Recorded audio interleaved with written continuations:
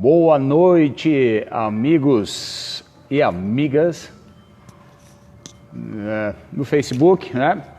No Instagram, do YouTube, que esse material depois vai ficar disponível lá. Vamos iniciar uma entrevista hoje bem interessante e um assunto que é importante ser falado, ser comentado, discutido em toda a sociedade, né? Boa noite, Rogério. Obrigado por estar nos acompanhando nesse sábado à noite. Doutor Maurício, logo a gente se conecta. Boa noite, André. Opa, vamos lá. Doutor Maurício já deve estar mandando. Aqui no sul está um pouco frio. Não sei como está aí em São Paulo. O doutor Maurício. Oi, olá! Boa noite, doutor Maurício. Tudo bem? Tudo ótimo. Graças a Deus, tudo ótimo. Muito um prazer bom. enorme Boa noite para todos aí que já estão conosco aí. É uma alegria, uma satisfação muito grande estar com vocês. Muito obrigado, doutor Maurício. Agradeço aos colegas aí que estão entrando, os colegas e as colegas, né, que estão entrando aqui. Deixa eu ajustar a câmera. Essa entrevista com o senhor aí, que é de um assunto muito importante, a gente está falando, discutindo, debatendo, refletindo, analisando, enfim. É muito importante, quanto mais a gente fala disso, a gente vai mudando conceitos, às vezes antigos, culturais, né, doutor? É verdade, é verdade. A gente vê que o mundo caminha e evolui numa velocidade cibernética, né? Veja aí como nós estamos conversando agora. Mas, infelizmente, o ser humano parece que anda para trás, né? Ele, em vez de evoluir internamente, ele acaba, enfim, deixando isso um pouco de lado, né? Então, é uma judiação. E aí você vê esses tipos de comportamento, né? Comportamentos agressivos, comportamentos aí radicais, enfim, já era passado o tempo da gente estar evoluindo internamente, né? Com certeza, doutor Maurício. E antes de sempre das entrevistas, eu faço uma propaganda porque eu amo muito, que é café. Por isso que é café com Sensei. Então eu tenho aqui um café de um amigo meu chamado Cafeína da Terra, o Marlo, e ele faz um café assim tradicional. É um café muito especial. É ele que torra, é ele que vai lá comprar o café, enfim. E aí, por isso que começou num domingo de manhã, a gente tomava um cafezinho e ia treinar, e aí ficou o café com Sensei. Então, assim, a gente vem levando esse café com Sensei maravilhoso aí. Doutor Maurício. Já estou encantado com isso, né? Porque, de verdade, meus dois avós e meu pai eram produtores de café. Então, geneticamente, eu venho cheio de café aqui dentro, né? Olha, doutor, uma revelação importante, até o doutor Maurício se rende a um cafezinho. Tá aqui, ó. Tá aqui. Olha só, tá vendo, pessoal? Ó, os entrevistados de agora em diante tem que ter um cafezinho aí, né? Que aquece o coração, isso. Enfim, é apaixonante, muito bom. O pessoal que está acompanhando, que está entrando aí, vai nos acompanhando, depois a gente vai deixar essa entrevista gravada no IGTV, a gente finaliza, aí eu vou lá salvar, né, ponho o descritivo da entrevista para o pessoal poder depois acessar, quem não conseguiu, teve alguma atividade que não pôde acompanhar, e olha só, gente, eu não tenho nem como falar, porque não caberia tempo suficiente para falar do currículo do Dr. Maurício. Vocês não têm ideia do tamanho da experiência dessa pessoa maravilhosa aí, que quem acompanha na TV Gazeta Mulher, todo momento ele está levando uma informação pertinente, não só, né, para as mulheres, mas para toda a sociedade. Agradeço muito lá a TV Gazeta por ter feito uma chamada, falado dessa live que ia acontecer. Muito obrigado. Se eu não me engano, o nome dela é Regina, é isso, doutor Maurício? Isso, é Regina Volpato. A Regina é um doce de pessoa. Eles têm levado lá na Gazeta, na TV Gazeta, na Fundação Casper Libero, enfim, criado oportunidades da gente ajudar de alguma maneira as pessoas, né? Infelizmente, a polícia não pode estar 24 horas em cada lar ou ao lado de cada pessoa. Então, essas dicas que a gente passa de segurança, essas informações, são extremamente importantes, porque nos auxiliam a proteger você. Ótimo. Doutor Maurício, vamos iniciar. Eu gosto de avisar já o senhor, porque assim, o Instagram é 1 hora, e ele só avisa quando falta 28 segundos, 28, 27. Então, quando estiver perto, em 5 minutos, eu já me despeço do pessoal e vou deixar a palavra para o fechamento com o doutor Maurício. Aí o senhor fecha, e aí já a gente vai dizer, falta 28 segundos para terminar. Ok, doutor? Maravilha, combinado. Bem, pessoal que está chegando agora, rapidamente, o doutor Maurício complementa, por favor, né? É muito extenso o currículo do doutor Maurício. Então, o doutor Maurício Freire é delegado da Polícia de Operações Especiais, né? Já teve como seu cargo delegado geral da Polícia da Grande São Paulo, se eu não me engano. Isso. E instrutor convidado de curso da SWAT, da Academia de Miami, Flórida, enfim, o currículo do doutor Maurício é extenso. Doutor Maurício, antes que eu comece com a pergunta, o senhor gostaria de frisar, de falar alguma coisa para explicar a sua experiência, tanto na polícia, mas deste assunto que nós vamos abordar hoje, por favor? De verdade, eu estou completando aí, já vou completar agora, em setembro, 44 anos de serviço. 44 anos de polícia. Ingressei como investigador de polícia, com muito orgulho. Depois fiz o curso de Direito, passei a delegado de polícia, fiz o curso de Criminologia na Academia de Polícia, mais o curso de formação, enfim. E nesse período todo, eu passei, acho que por quase todos os departamentos de polícia, exceto o Detran, mas quase todos os departamentos de polícia eu passei. E a gente, nesse dia a dia, principalmente nas áreas operacionais, a gente acaba tendo esse contato com as pessoas mais próximo e ver justamente o que tem acontecido de maneira geral do tema que nós estamos tratando, que é esse aumento de violência, violência caseira, violência não só, né, no lar, mas principalmente no lar. Depois, no transcorrer, a gente vai ver alguns dados aí. Mas o que tem acontecido justamente, dentro daquele inicial que nós falamos, o ser humano parece que anda para o outro lado e voltou à idade da pedra. Em vez de conversar, dialogando, resolvendo os conflitos através, né, do diálogo, da palavra, acaba partindo para a violência, infelizmente. Isso é um dado mundial.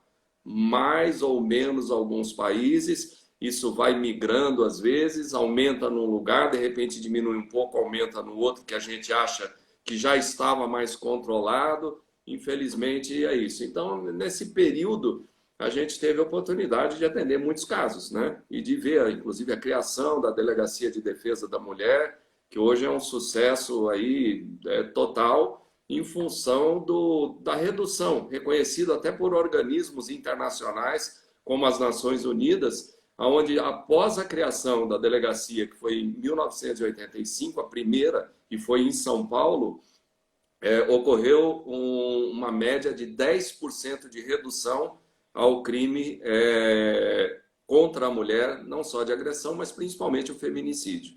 E agora, nesses tempos de pandemia, infelizmente, isso está aumentando um pouco mais. Nossa.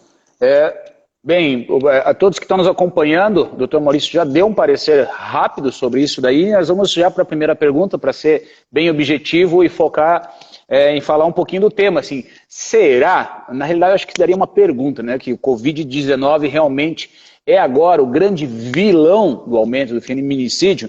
Então eu vou perguntar para o doutor Maurício. Doutor Maurício, estamos ouvindo várias notícias do aumento de feminicídio, né? Ou, propriamente dito, às vezes não feminicídio, mas a violência contra a mulher, dos últimos meses no Brasil. Essas notícias, elas procedem realmente? Procede, infelizmente procede sim, mas vamos fazer assim um introito a esse panorama, né? É importante a gente ver o que vinha acontecendo e o que está acontecendo.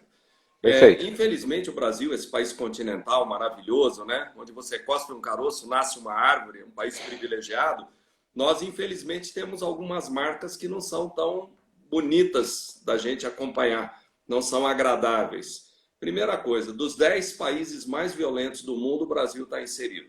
E você vai ver que são países assim, primeiro Honduras, depois Venezuela, depois El Salvador, Jamaica, Guatemala, Colômbia, África do Sul, Trinidad e Tobago, Porto Rico e aí entra o Brasil.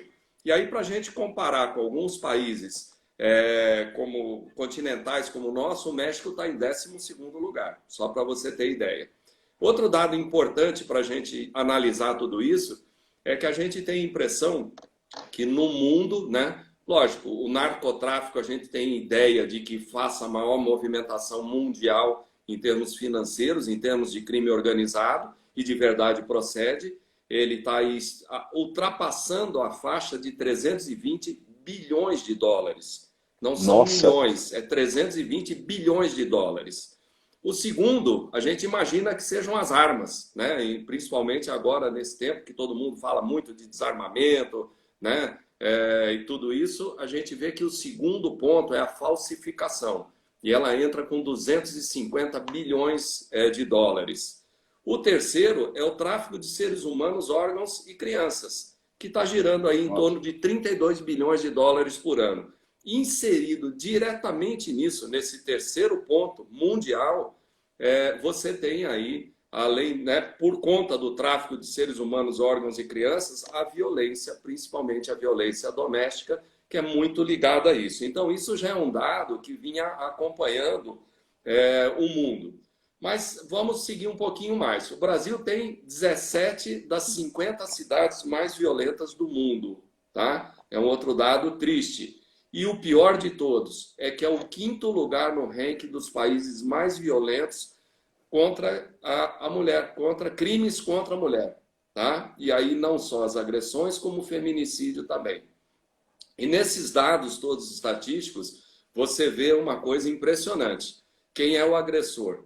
76,4%, mais de 75% são de pessoas conhecidas, dos quais 24% são companheiros, 21% são vizinhos, né? 16% são de ex-companheiros. Então veja lá que a gente imagina que essa violência contra a mulher ela ocorre na rua com estranhos. E de verdade esses dados mundiais, e o Brasil se insere dentro desses dados mundiais, você vê o que tem ocorrido.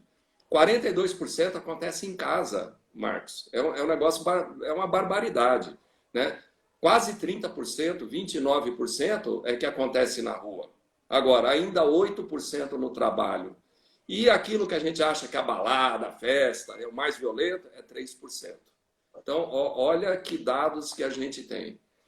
Quando a gente estuda esses dados também, a gente vê que depois de sofrer uma violência, 52% das mulheres, o que ela fez? Absolutamente nada. Apenas 10% procurou uma delegacia de defesa da mulher, 15% procurou uma ajuda familiar, né? Então, nós estamos falando de 4,7 milhões de mulheres que sofrem algum tipo de violência, em média, por ano.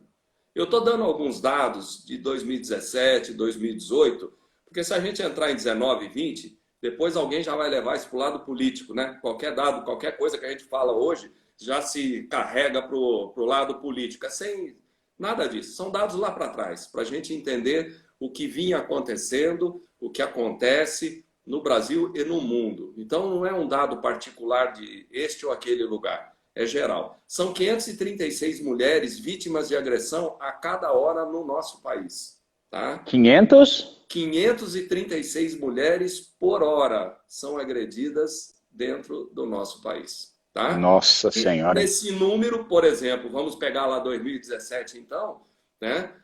São 13 mulheres assassinadas por dia, o que nos dá um total de 4.936. Isso é um número assustador, né? Nossa, muito. Falando ainda nessa violência, não só no feminicídio, nós temos uma média, todos esses anos, de 60 mil estupros por ano no nosso país. Tá? São ocorrências de estupro. Não é o assédio, é o estupro real. Então, é um número assustador.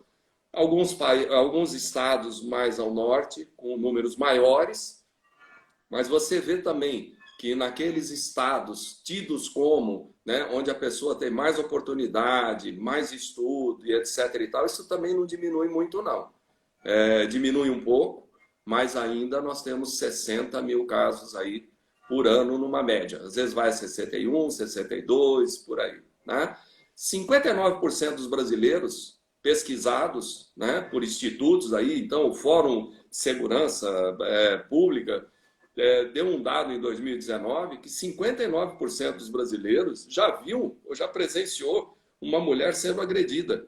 E o que ele fez? Absolutamente nada. Ele fica assistindo. Tá? Então, esses dados aí acabam sendo muito fortes, né? Muito Sim. impressionantes.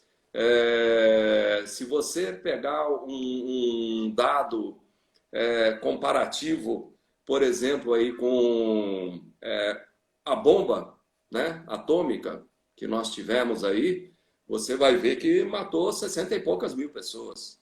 E olha o número que nós temos aí de casos e olha o número de estupros que nós temos aí no Brasil. Então, são dados aí que chocam bastante, mas que são reais e que a gente precisa fazer alguma coisa para reduzir isso.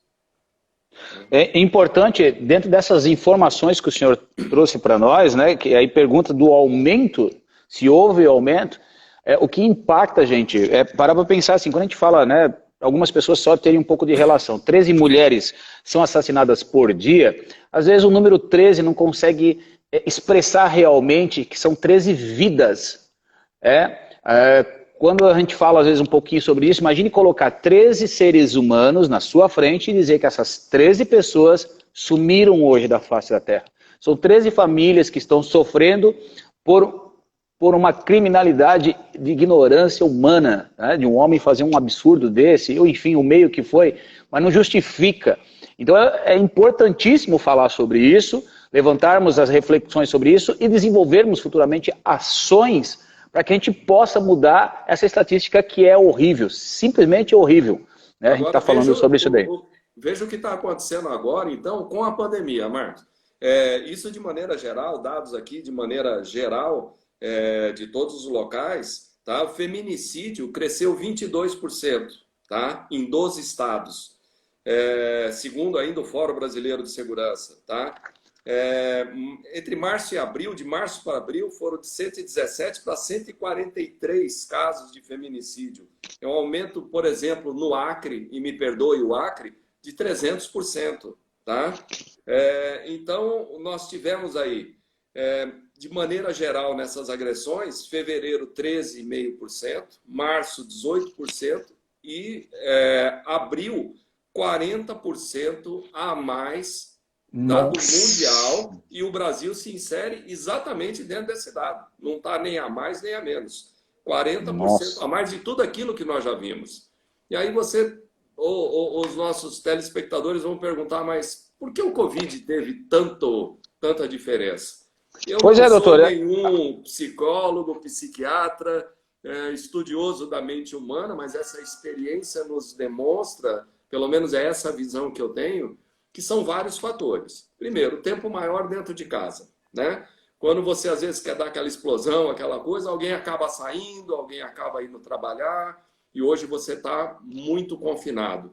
Então, a gente acompanhando esses dados, você vê que nos países onde o confinamento é maior, esse índice cresce mais. Nos estados onde o confinamento é maior, esse índice aumentou mais. Além disso, quer dizer, essa falta de um extravasamento, de repente, fora desse controle, né? Você hoje fica,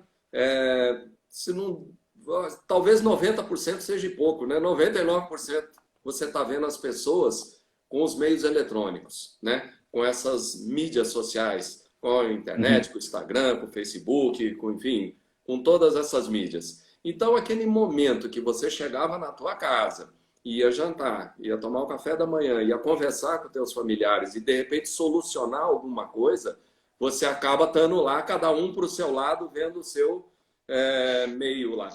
E isso acaba aumentando e gerando mais tensão entre as pessoas, né? Então, eu acho assim, o maior consumo de álcool. Você estando em casa, você se descontrola um pouquinho mais no álcool. E embora o álcool seja uma droga, e em alguns países uma droga permitida, ela é uma droga. E ela acaba fazendo com que as pessoas percam aquele freio natural que ela teria. Além disso, falando nas drogas, há também o consumo mais excessivo de drogas. Tanto que o único dado que a gente vê, o único, entre aspas, né, comércio que não teve uma reflexão muito forte durante a pandemia foi o tráfico de drogas. Ele continua funcionando, agora com delivery, né? Agora de uma maneira talvez até mais segura para o traficante, porque está menos exposto.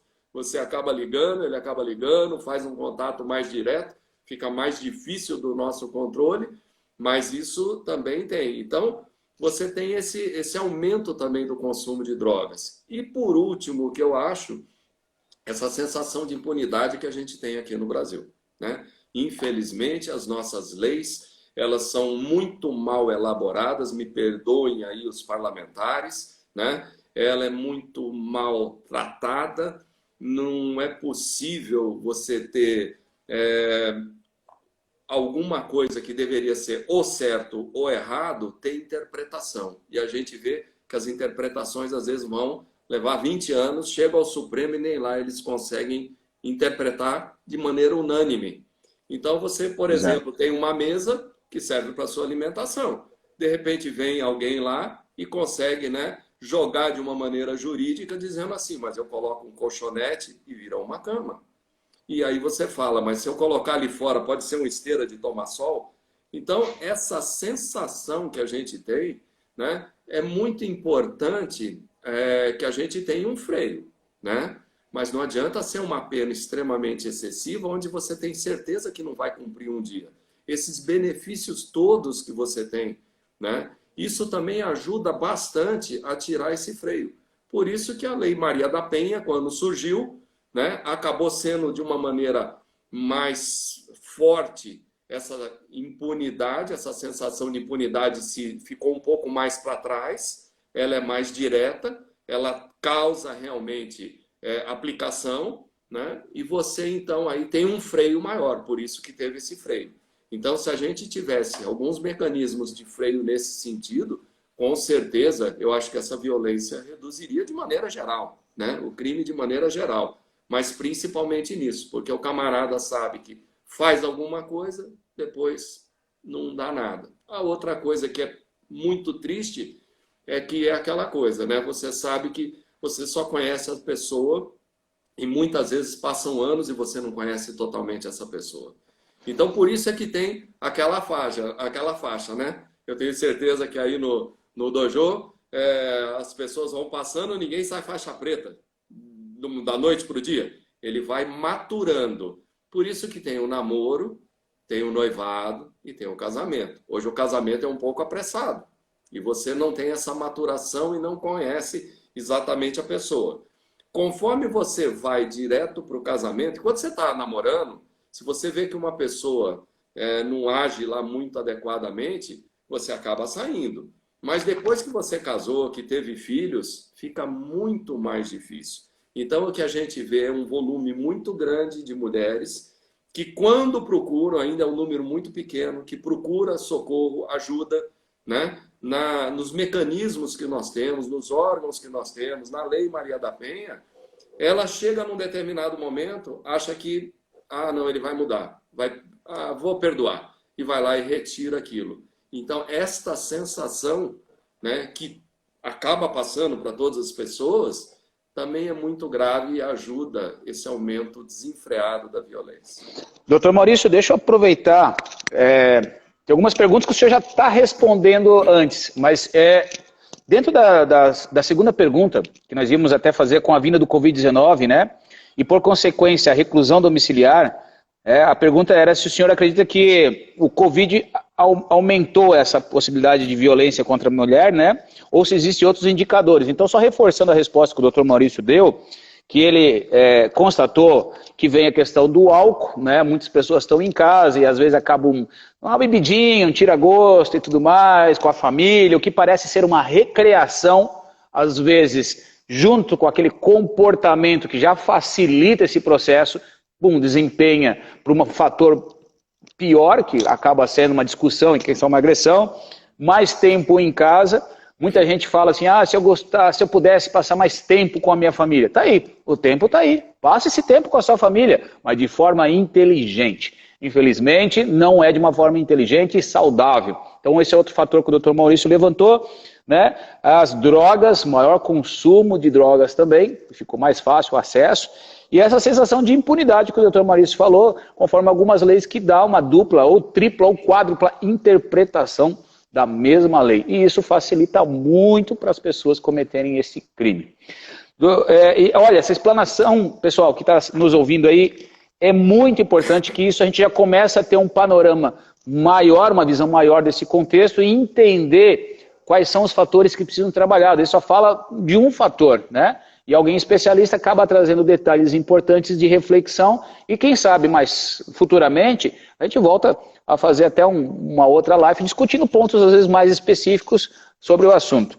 Doutor Maurício, a outra pergunta que o senhor já estava começando a responder é assim, ó, muitas mulheres não conhecem a Lei Maria da Penha. O senhor deu uma entrada naquele assunto e eu vou pedir depois, logo em seguida, para o senhor falar para a gente, qual é a abrangência, né, que vai muito além, a Lei Maria da Penha vai um pouco além somente de agressão física, né? Exato. O senhor poderia explicar para a gente assim, quais são os tipos de violência que a Lei Maria da Penha abrange, por favor?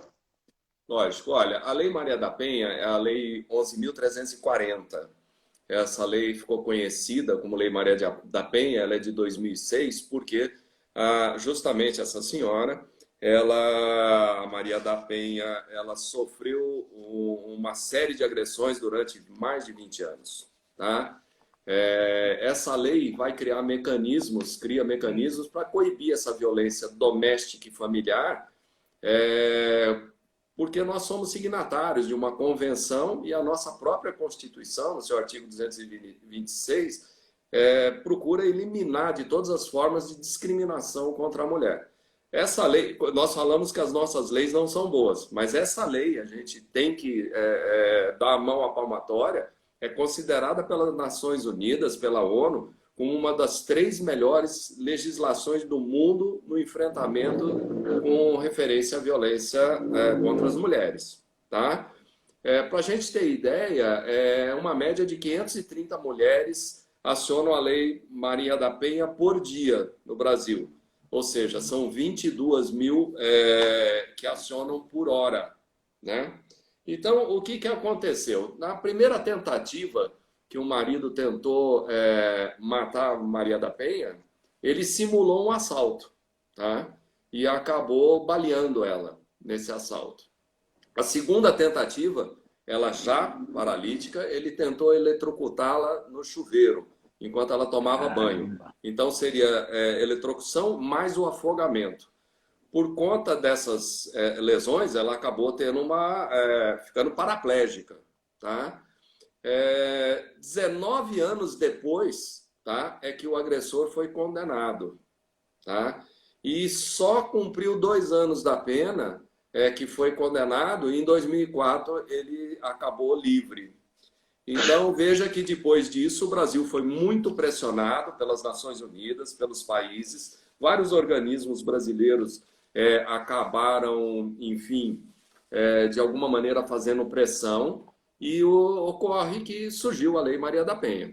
Então, como nós já falamos anteriormente, segundo dados mundiais, houve uma redução aí, significativa desses atos em função dessa legislação. Agora, quando a gente pensa só no feminicídio, né, que é o homicídio contra a mulher pela condição de ser mulher, né, ou contra a agressão, a gente tem que lembrar que a Lei Maria da Penha ela abrange algumas categorias de violência. A primeira delas é patrimonial. O que é a violência patrimonial?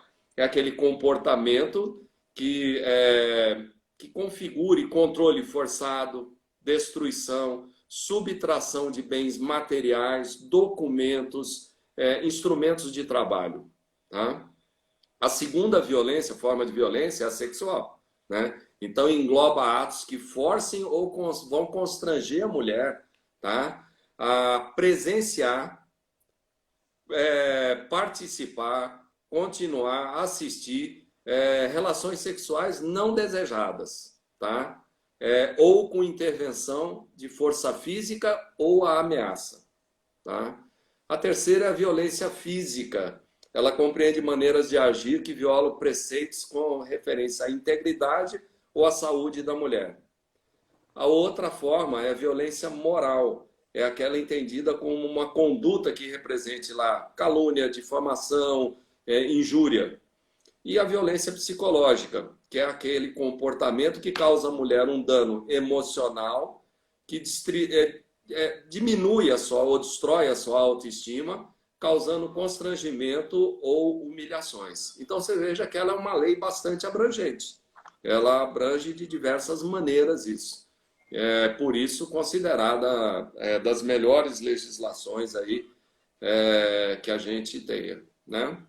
Agora, o importante, eu acho que o ponto que a gente tem que destacar para as pessoas não há necessidade, não precisa, não deve chegar a esse ponto, a nenhuma dessas formas de violência, tá? Eu acho que isso a gente tem que ter comportamentos e vão demonstrando e vão nos alertando, por isso aquela maturação, então, de repente, né, do namoro, do noivado, do casamento, onde você percebe sintomas que vão chegar a uma agressão e vão chegar a um feminicídio.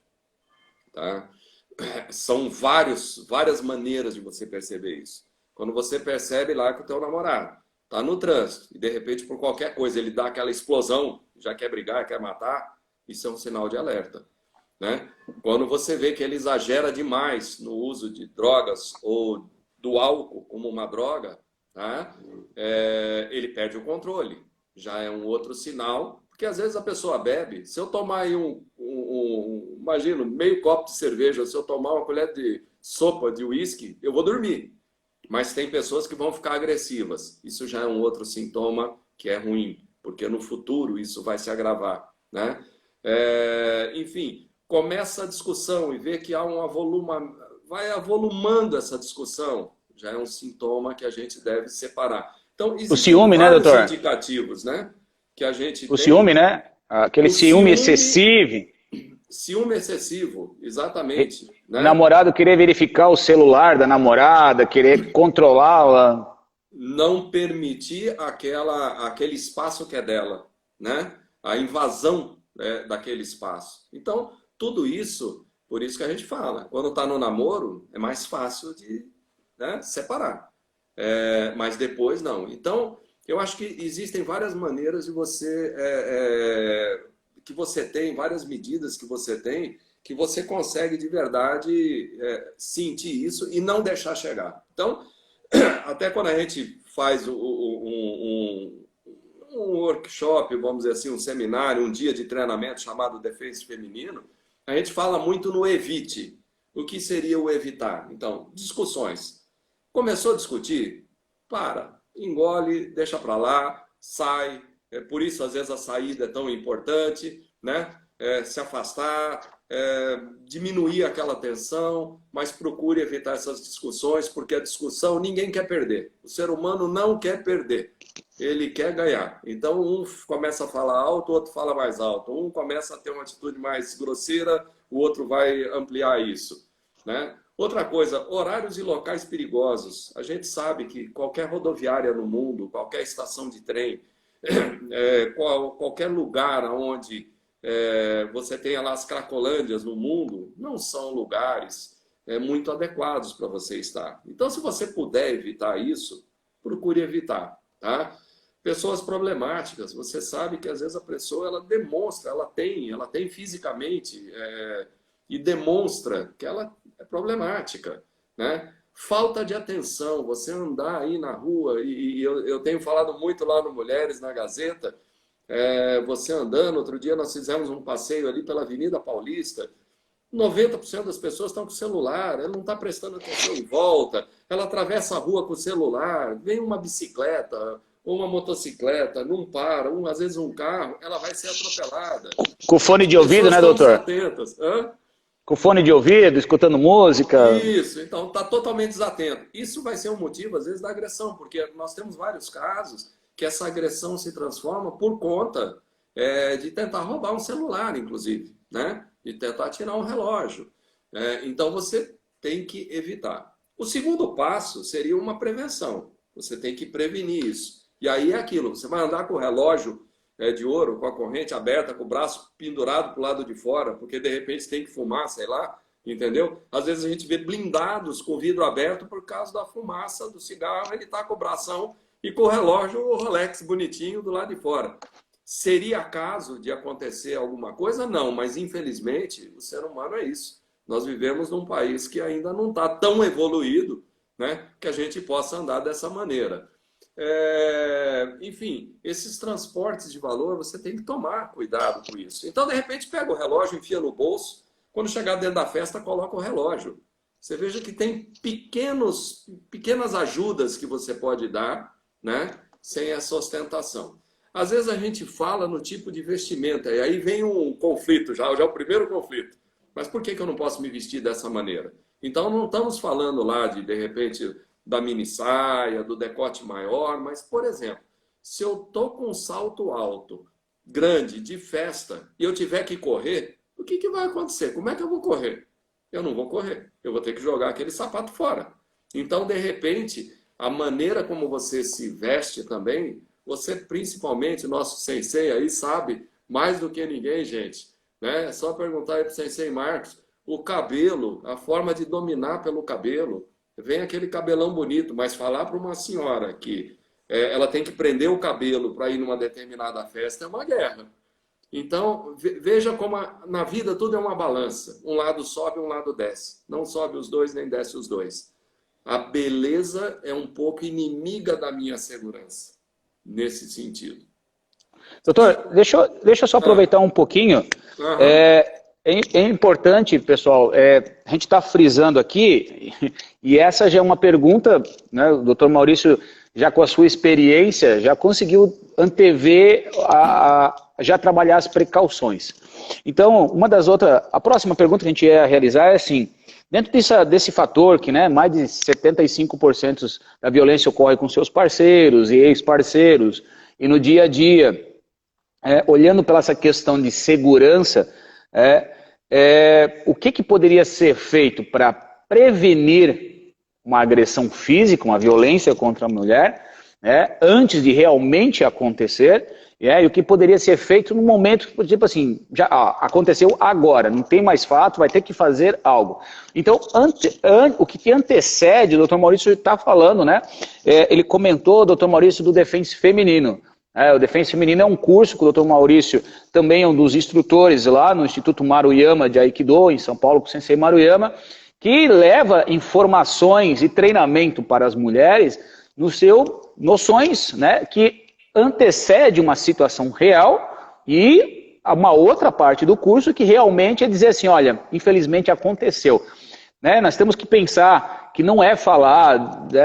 do que pode, o que não pode, se é roupa, se não é roupa, mas assim, aquilo possibilita, aquilo facilita. Na realidade, se o ser humano fosse um ser evoluído, nada disso influenciaria, porque um respeita o outro. Eu sempre gosto de falar que se os seres humanos seguissem as regras, eu acho que não existia nem a polícia, porque é um mundo perfeito, ninguém descumpre nada, mantém a ordem, mas infelizmente nós vivemos num mundo de muitas correções e imperfeito. Então, o doutor Maurício estava falando, muito importante, gente, peço para o doutor Maurício só repetir o que as dicas que antecedem, antes que aconteça realmente algum tipo de violência, né, seja física, enfim, e ele já estava falando lá. Doutor Maurício, só por favor, o senhor estava falando, repete para a gente, porque isso é muito importante, são dicas para vocês mulheres que possam fazer algo antes que aconteça, e depois, doutor Maurício, vou pedir que ele fale assim, tá, agora está acontecendo, e daí, o que a gente faz? Por favor, doutor Maurício. Então, é justamente isso, nessa fase do evitar. Então, evitar discussões, evitar locais, evitar horários, né? Você sabe que uma rua extremamente escura, se você puder ter a opção de ir numa rua mais clara, né?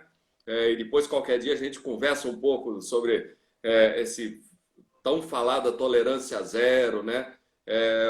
Que foi instalada em Nova York, em Boston, em Los Angeles, que são as cidades mais violentas, eram as cidades mais violentas do mundo, e que acabou tendo um resultado, que é a teoria da vidraça quebrada. Nós podemos conversar um pouco, mas um dos pontos é a iluminação, né? Então você sabe, pode ter opção. Você está andando na calçada, não tem opção, você tem que descer no metrô, tem que descer no ponto de ônibus, vai andar numa calçada, percebe, em vez de estar no celular, deixa para falar em casa, né?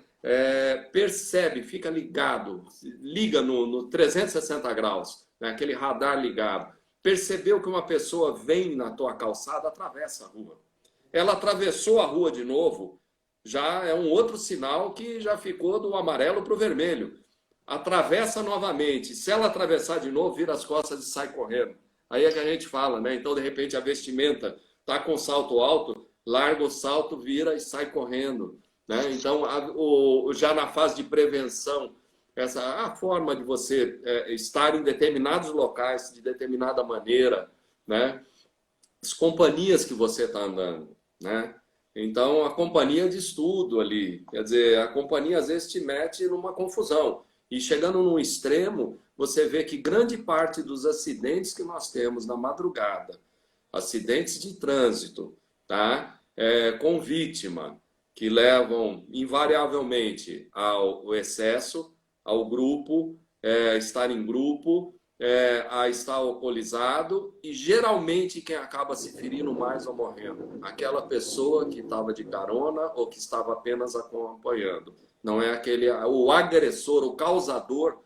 Muitas vezes, a maioria das vezes, não tem uma lesão tão forte quanto aquele que acompanhou. Então, olha a sua companhia, né? Itens de valor, proteja esses itens de valor. Não é que eu não possa usar, mas usa num determinado local. Não sai por aí com o celularzão, com o relojão pendurado. Deixa para fazer isso num local próprio. Então, transitando nesses locais, tome mais cuidado e fique acordado, fique ativo. E como você falou, chegou um momento que aconteceu. Se acontecer realmente, então é isso que a gente procura também transmitir, né? Evidentemente, o Sensei Maruyama, com os excepcionais mestres senseis que ele tem lá, né? Dona Neuza, Teandra, o Zé, enfim, transcendem aquele sensei, aquele mestre, né? De verdade, é muito bom estar lá. É um templo de paz que a gente tem no Instituto Maruyama.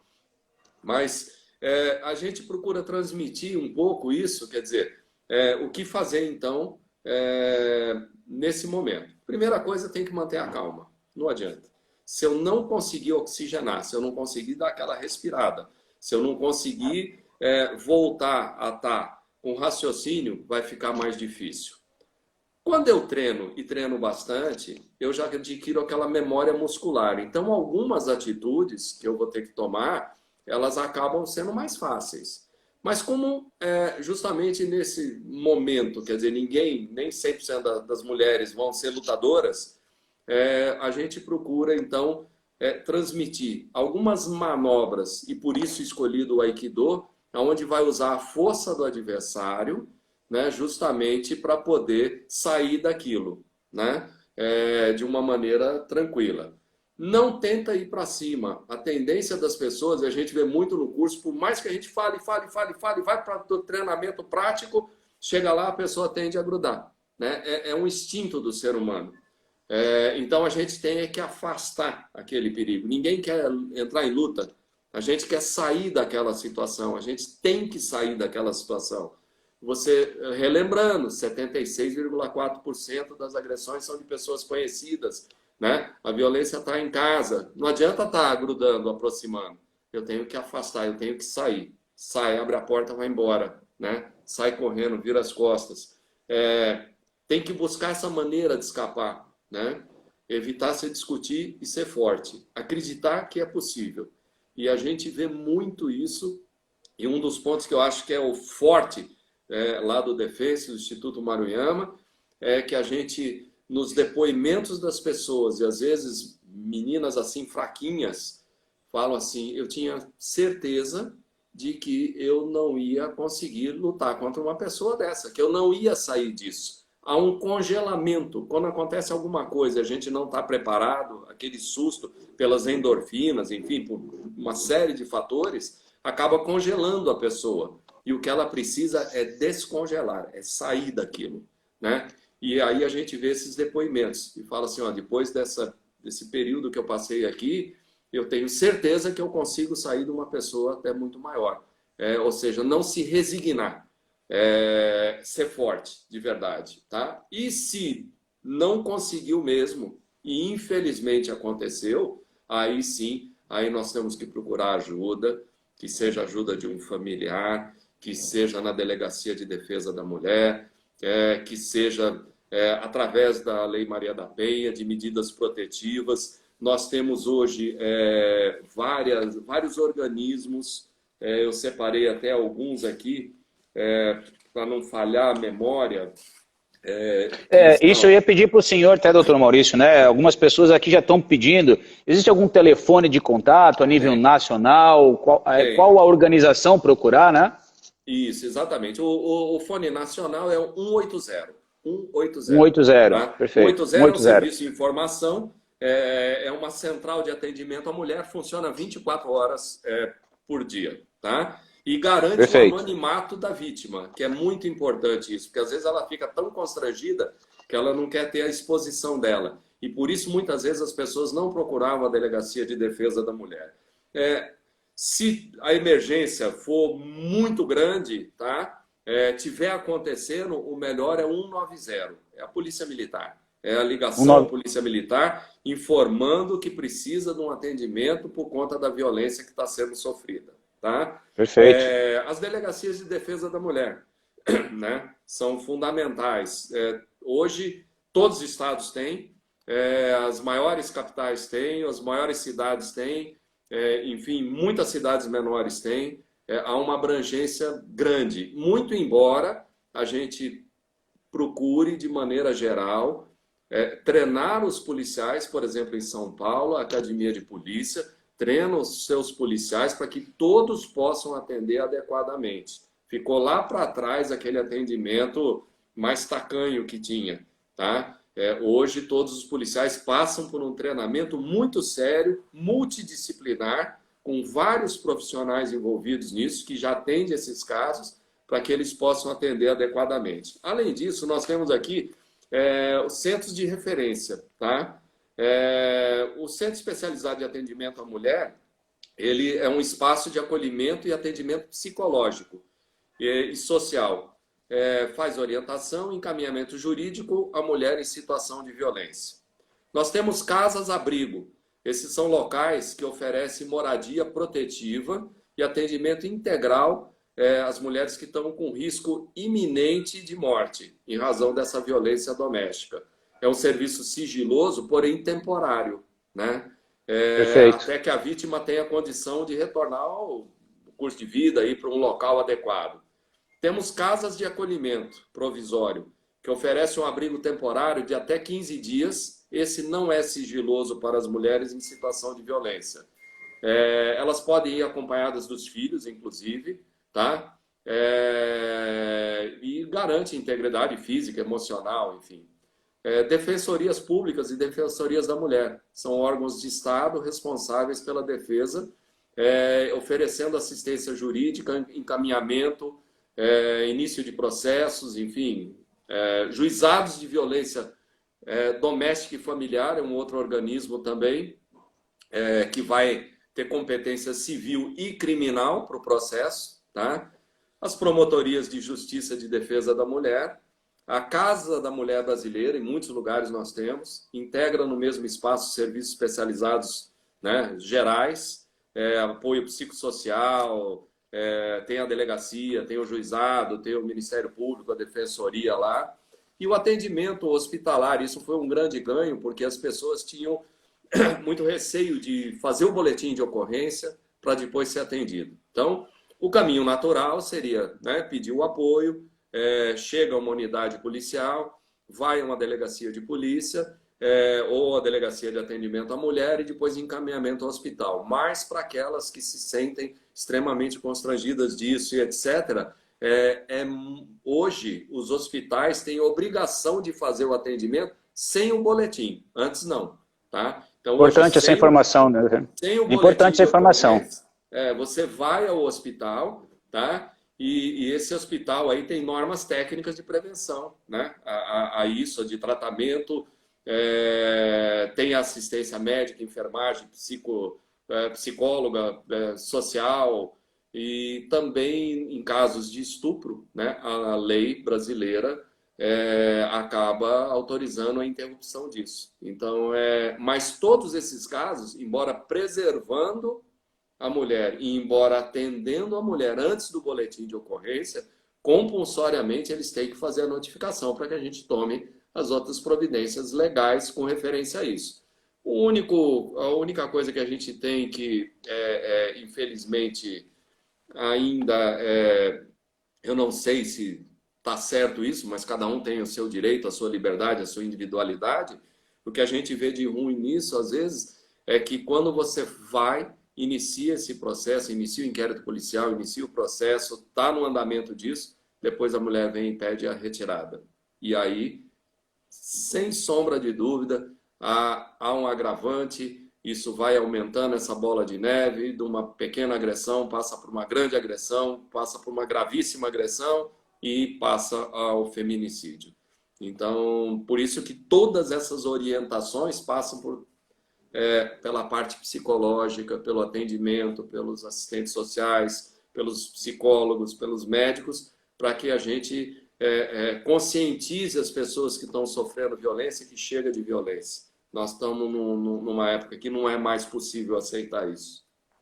Doutor Maurício, deixa eu aproveitar aqui, a gente já está, acho que faltando uns 8 minutos aí. Passa muito rápido. Nossa, nem fala, 1 hora é muito pouco. É importante falar que até vamos estudar a possibilidade no futuro de entrar nesse assunto, por que a mulher às vezes tira a queixa do marido lá. Esse é um assunto importante falar, porque às vezes muitos não entendem. Falou, pô, mas a mulher está apanhando e mesmo assim ela vai lá e tira do agressor, está preso ou tira a queixa. Enfim, gente, tem vários fatores por aí atrás que às vezes a sociedade não entende e julga essa mulher, que às vezes para proteger os filhos, ela não tem uma renda que possa manter, ela se submete a situações às vezes indesejáveis, e esse é um assunto polêmico também de se falar, porque muitos julgam e não buscam entender a necessidade e a condição dessa pessoa que está sofrendo. Então, quem sabe o doutor Maurício futuramente fala isso. Mas eu tenho uma pergunta, doutor Maurício. O Sensei Maruyama até falando assim, por favor, aborde esse assunto que o Sensei pertinentemente tocou nesse assunto. Ele falou assim, qual a atitude recomendável diante de um assédio em transporte coletivo? Então, isso é muito comum.